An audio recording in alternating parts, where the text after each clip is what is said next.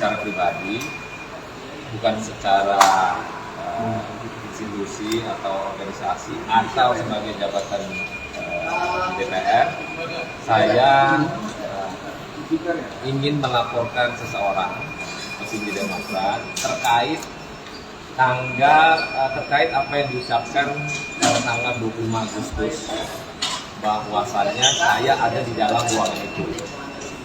Mengklarifikasi apa yang disampaikan bahwa Anies AHY akan dideklarasikan awal September. Omongan itu saya katakan nggak ada. Tapi Pak SBY meminta deklarasi tanggal 3 September, itu benar. Jadi apa yang disampaikan Pak SBY sebenarnya itu adalah bohong belaka. Tidak ada bahwa Anies AHY akan dideklarasikan awal September.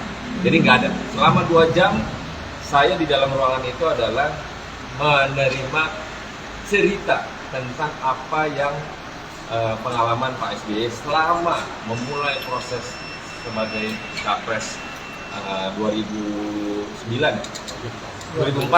itu adalah beliau cerita terkait apa yang pernah terjadi sama dirinya.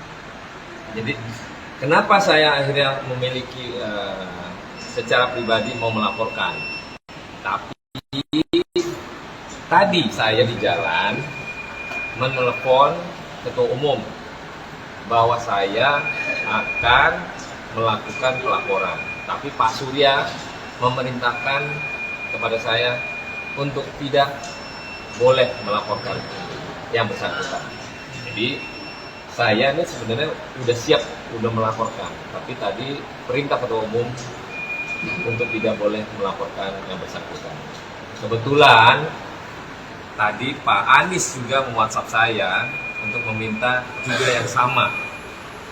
Pak Anies pengen fokus ke depan ini dalam rangkaian pemenangan, dalam strategi pemenangan Capres 2024. Jadi dalam hal ini juga saya menjelaskan kepada teman-teman, mengklarifikasi bahwa apa yang disampaikan Pak SBY yang tadi saya sebutkan tidak benar. Itu bohong.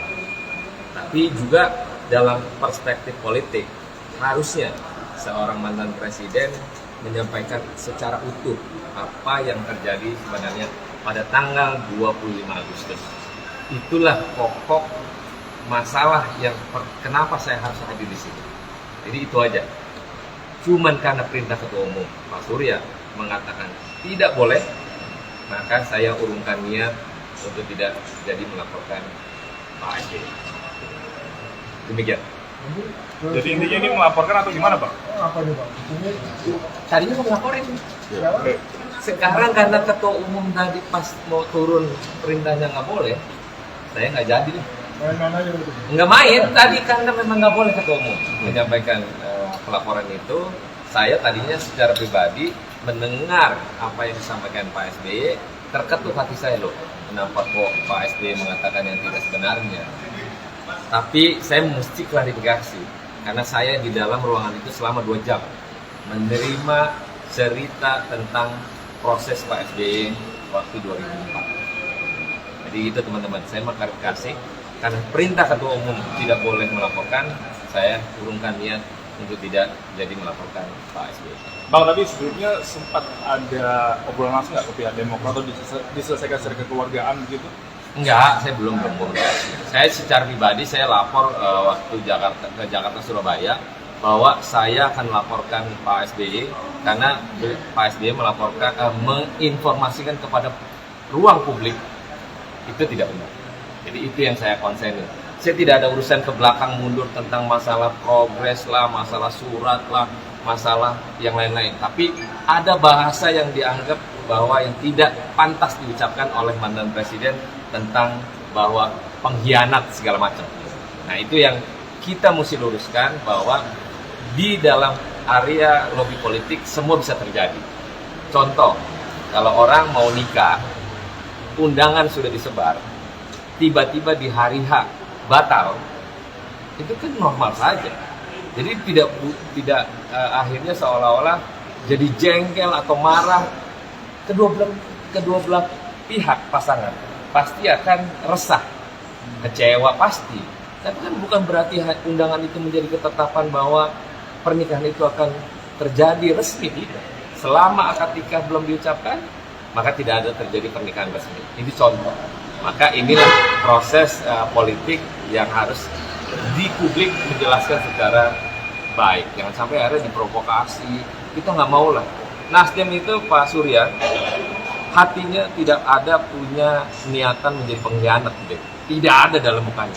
Saya sebagai kader 10 tahun tidak pernah memerintahkan hal-hal jelek untuk dilakukan oleh kader yang tidak pernah ada.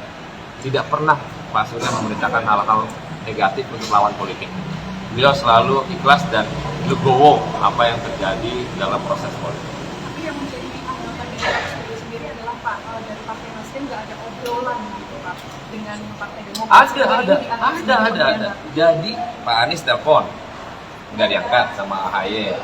Pak Sudirman Said coba komunikasi dengan pihak Demokrat, nggak diangkat. Jadi semua proses itu sebenarnya sudah dijajaki di awal. Tapi waktu deadlock itu terjadi tentang pemilihan cawapres, Pak Anies itu bersama tim 8 itu menyerahkan kepada partai politik. Maka itulah Pak Surya mengambil decision dengan keputusannya untuk Cak Imin menjadi cawapres. Itulah decisionnya sebagai ketua umum. Kan karena Pak Anies kan bukan partai politik. Nah, dari situlah sebenarnya komunikasi terkait dengan prosesi Pak Surya kalau ketemu Majelis Suro misalnya, itu komunikasi. Jadi tidak ada isu bahwa tidak bohong. Jadi kita pengen bahwa ruang publik ini diberikan narasi yang contoh yang baik lah, contoh komunikasi yang cukup. Jangan sampai membuat kubu-kubuan dan akhirnya keributan itu terus-terusan gara-gara seorang AHY nggak jadi cawapres. Ya kan namanya belum rezeki, belum garis tangan. Kan AHY mas saya umurnya sama, masih ada ruang 2029 lah dia sebagai capres nanti kan banyak. Jadi kita pengen bahwa hubungan antar komunikasi di publik ini selayaknya yang adem-adem lah, agar proses politik ke depan capres-capres yang sudah ada, yang tinggal daftar, berperan secara arif dan bijak. Begitu. Apakah ada keinginan dari Mas Surya Paloh bertemu dengan Pak Presiden? Dengan senang hati. Kapan aja Pak Surya mau ketemu dengan Bu Mega lah, dengan Pak SBY, toh terakhir ketemu Pak Presiden, baik-baik aja. Namanya perbedaan politik kalau kata Pak Presiden itu biasa. Tapi bukan akhirnya menjadi kebencian seseorang kepada lawannya. Nggak boleh. Kita pengen bahwa Republik ini tidak ada narasi-narasi yang kiranya membuat situasi tidak baik. Begitu. Bang, tanggapan banyak kader Demokrat kemudian yang kecewa atas pilihan dari Nasdem sendiri, terus kemudian mengeluarkan kata-kata yang tidak sepatutnya, itu bagaimana? Ya itu tadi, bahwa narasi yang diungkapkan oleh Partai Demokrat sebenarnya bisa diredam dengan cara-cara politik yang lebih arif. Contoh misalnya, kayak Pak Surya, disikap sana sini, kan nggak ada tuh melawan dengan kapasitas bahasa-bahasa yang keluar misalnya ya, pembohongan, pengkhianat, atau enggak, contoh misalnya belum jadi pemimpin aja sudah berkhianat. Ya gimana kita menjustifikasi seorang yang narasi lobby politik lagi berproses. Kalau belum ada tanda tangan kedua belah pihak atau ketiga partai koalisi secara resmi memilih cawapres, mestinya juga jangan kepedean. Kita kan harus ya bismillah lah. Kalau garis tangannya AHY akan menjadi cawapres kemarin, dia akan tidak akan lari. Tapi kan karena ini intuisi seorang Pak Surya Paloh lebih tajam karena beliau makan politik itu hampir 50 tahun. Jadi kita berharap bahwa jangan ungkapkan narasi-narasi yang akhirnya memprovokasi masyarakat atas kebencian yang tidak berdasar. Begitu. Oke? Undang-undang ITE.